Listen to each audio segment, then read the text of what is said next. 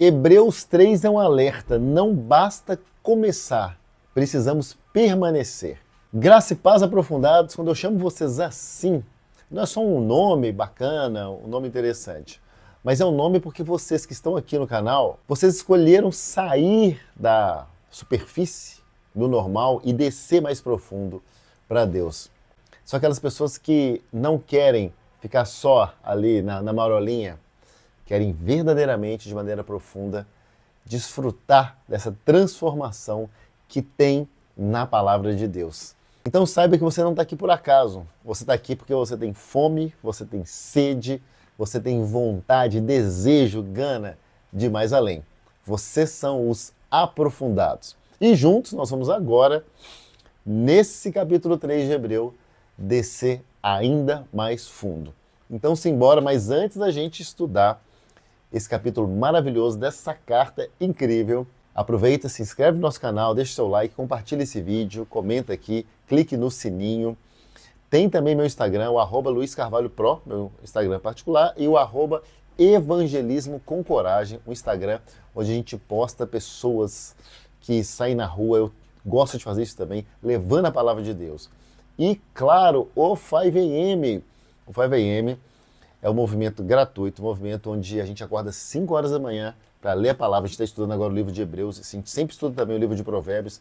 Tem salas separadas por sexo, só para homem, só para mulher. Tem no Brasil, tem nos Estados Unidos. Europa está voltando com tudo agora e nós vamos ter no mundo inteiro uma sala do 5am. Tem até para as crianças. Tá tudo aqui na descrição. Entra lá e desfruta. Então agora, finalmente, Hebreus 3, simbora. É um capítulo que fala de Cristo, fala sobre a fidelidade de Cristo, sobre o perigo da incredulidade. A falta de fé não agrada nada a Deus. Fala do coração endurecido e do convite diário do Espírito Santo. Ele vai aqui comparar Moisés com Jesus, mas não para menosprezar, para diminuir Moisés, não. Mas para mostrar que Cristo, ele é o Messias fiel. Porque Moisés, Josué, Davi, eles apontam para Cristo. Mas o foco é Cristo. É o Messias fiel que vai conduzir o povo à herança de Deus, a herança que nós temos, e você é herdeiro disso. Então, em cima disso, selecionei aqui alguns trechos para a gente aprofundar, para a gente falar. Alguns trechos muito profundos, porque o objetivo do nosso canal é o quê? A gente aprofundar na palavra e trazer para o nosso dia a dia essa palavra. Então vamos lá, vamos começar com o versículo 1. Vou ler para vocês. Portanto, santos irmãos, participantes do chamado celestial, fixem os seus pensamentos em Jesus, apóstolo e sumo sacerdote que a gente confessa, ou que confessamos, né?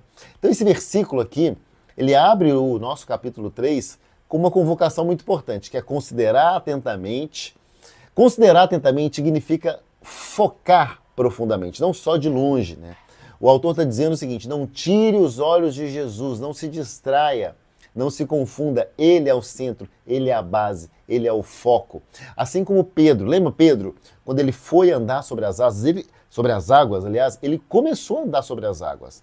Por quê? Ele olhou para Jesus, ele viu Jesus lá na outra ponta, começou a andar sobre as águas, ele pôde flutuar, ele pôde viver o sobrenatural, ele pôde sentir aquela bênção de estar olhando para Jesus, estar vivendo aquilo, mas quando ele olhou para o lado, quando ele desfocou, quando ele tirou os olhos de Jesus, ele perdeu o foco, ele teve medo, ele afundou, ele caiu.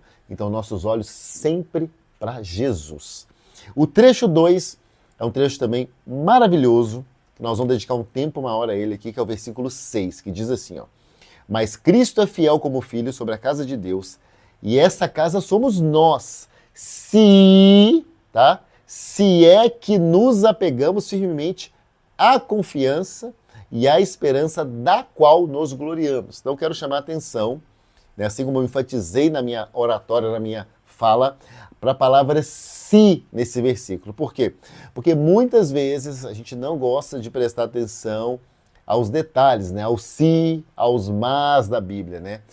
E passagens como essa aqui, a gente vê o que Deus fará se nós fizermos, né, o que precisa fazer. Então existe o quê? Existe uma condição, né? Existe uma condicional se. Nós aqui, nós temos o privilégio de sermos membros da casa do Pai, como está falando aqui, se a gente permanecer firme até o fim. Porque ir lá na frente na igreja e confessar Jesus, fazer a oração da confissão, é apenas o começo. É o começo, é o mais importante, é o começo, né? Pra você entrar. Você entrou, garantiu o ingresso. Beleza. Mas a gente precisa seguir na fé, seguir em frente. A gente precisa crer no dia a dia. Então você entrou lá, mas você precisa usufruir disso aqui na Terra, né? Então a confiança e a fé, elas são quase sinônimos, né? Às vezes elas podem ser trocadas sem absolutamente se perder o contexto do que está sendo dito, né? Fé é confiança em Deus, ou seja, em termos simples, para simplificar, é o ato de saber que se Deus diz que Ele fará, Ele vai fazer qualquer coisa. Não tem erro, a palavra de Deus não volta vazia. Então, mesmo que não pareça que Ele está fazendo nesse instante, Ele vai fazer acontecer. E é no tempo dele, tá? No tempo dele, na hora certa, Ele vai fazer. Então a gente tem o quê? Se permanecer confiante nisso. Só duas coisas podem interromper a nossa fé, que é a manifestação daquilo que a gente crê, ou seja, né, aconteceu, né, ou a manifestação da dúvida e da incredulidade, né? Ou seja, quando a gente recebe o resultado daquilo que a gente crê, a gente não precisa mais da fé. Então a fé vai interromper, vai cessar, né? Ok? Então vamos para o versículo 7 e 8, 2 versículos. Diz assim, ó. Assim como diz o Espírito Santo, hoje, se vocês ouvirem a sua voz, não endureçam o coração como na rebelião, durante o tempo da provação no deserto. Então, quando a gente escuta algo da parte de Deus, a gente pode optar por responder com humildade e confiança, ou a gente pode também endurecer o nosso coração e ignorar.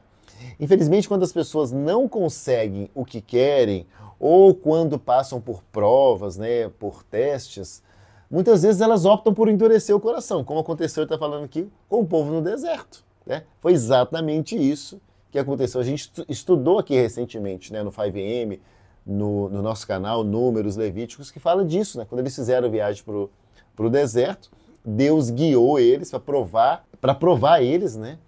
E eles, para saber se Deus podia confiar neles. Só que a primeira geração toda foi dizimada, porque foi rebelde. Deus tinha grandes planos para aquela primeira geração, né? Mas eles não passaram no teste. Então a segunda geração, 40 anos depois, que recebeu a bênção depois dessa aprovação no deserto, né? Então é por isso que ele diz aqui, para a gente não endurecer o nosso coração como os israelitas fizeram há 3.500 anos atrás, depois de sair do Egito e indo para a Terra Prometida. Porque Deus tem grandes coisas planejadas para você, para mim, para todos nós. Portanto, a gente tem que manter o nosso coração aqui aberto e sensível para Ele. E vamos agora então para o último trecho, que está em Hebreus 3:12, aqui, ó, os trechos que eu marquei na minha Bíblia. Você também marca a sua Bíblia? Gosto muito da canetinha amarela, tá? Vamos ler então. Cuidado, irmãos, versículo 12, para que nenhum de vocês tenha coração perverso e incrédulo que se afaste do Deus vivo. Então, o autor agora, ele vai fundo. O problema não é intelectual, o problema, ele está falando aqui, é de coração. A incredulidade, a falta de fé, não é dúvida intelectual, é afastamento de Deus. Ele está dizendo o seguinte, isso aqui é muito sério. A maior ameaça espiritual, ela não é externa, ela é interna no coração. É um coração que se afasta, certo? Por isso, ele alerta, observem, cuidem, vigiem, protejam a fé. E aí vai entrar o externo que vai influenciar no interno. Ok? É por isso que a gente precisa escolher externamente, com muito critério, os ambientes que a gente vai frequentar. Por quê? Porque o ambiente externo afeta o interno, que é o nosso coração. Um ambiente com pessoas erradas, pessoas afastadas de Deus, pessoas esquerdistas, comunistas, ela vai te tirar da fé, não tem como, para ficar tranquilo, né? E o contrário é a mesma coisa. Um ambiente de pessoas apaixonadas por Jesus, pessoas que buscam o Senhor, tem o poder de te aproximar de Deus. É por isso que a gente recomenda tanto o 5am. Lá você tem esse ambiente de comunhão, de adoração, de busca. Então participe, esteja em ambientes assim, tá? Uma boa igreja, uma boa célula, um bom GC, que é o grupo de crescimento, né? Legendários, capelania, que a gente faz muito aqui em Orlando, os eventos da capelania com o pastor Nobre, do CTMA, gideões, incendiários, movimentos de verdadeiros buscadores, ou seja, isso é proteger a sua fé.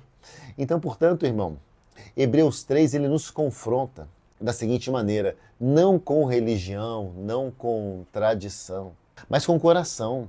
Ele lembra a gente que Jesus é fiel, Jesus é o sumo sacerdote, Jesus habita em nós. Porque no fim, o maior perigo espiritual não é o diabo, é um coração desviado que deixa de ouvir.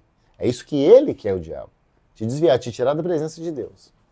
Então a maior lição que a gente tem aqui é: quem persevera até o fim prova que pertence à casa. Jesus começou a boa obra e ele quer terminar. Mas ele termina dentro daqueles que permanecem. Amém? Só fazendo uma ressalva aqui, quando eu falei dos ambientes de esquerdista, de comunista.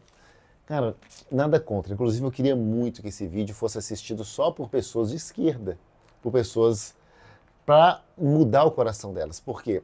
O que a gente vê nesses ambientes, muitas vezes, são ambientes que vão te tirar da fé. Porque é impossível um cristão ser de esquerda. Por quê? Porque o que defende a esquerda? O aborto, defende o quê? Sexo com pessoas do mesmo sexo, né? Casamento do mesmo sexo, homossexualismo, né?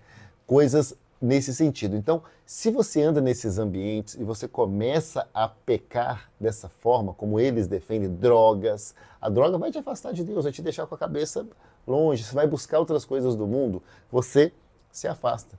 Então, nossos objetivos, eu, por exemplo, como evangelista, é trazer as pessoas de fora para Cristo. O meu sonho é que todos próximos de mim que têm esses mau hábitos sejam de Jesus, se convertam para Jesus, porque eu já fui do lado de lá. Eu sei como é que é, eu já tive vários e vários vícios. Amém? Então, só deixar essa ressalva aqui. Já fui de esquerda, já defendi Lula, já fiz protesto contra os Estados Unidos, tudo porque eu não tinha um conhecimento. Na época, eu não tinha Cristo, estava longe de Cristo Jesus. E hoje, como diz a palavra, né, conhecereis a verdade, e a verdade vai ser revelada, que a gente conheça a verdade das coisas. Amém? Vamos orar? Ó Pai, nos perdoe pelos nossos pecados, Pai. Todos nós já pecamos, eu já pequei demais, continuo pecando, continuo, infelizmente, mas o Senhor me perdoa, Pai. Obrigado, Senhor, pelo seu perdão. Ó Paizinho, que nossos corações, apesar de qualquer coisa, estejam fitos no Senhor, que a gente possa fixar nosso coração no Senhor sem desviar para o lado, Pai. Obrigado, Pai, por nos perdoar, apesar de sermos tão imperfeitos, apesar de, mesmo prometendo não pecar, a gente acaba pecando de maneira consciente, de maneira inconsciente. Obrigado pelo teu perdão, obrigado por nos entender, Paizinho. Eu oro, Paizinho, para que a gente permaneça fiel até o fim, porque a tua palavra diz que aqueles que perseverarem até o fim serão salvos.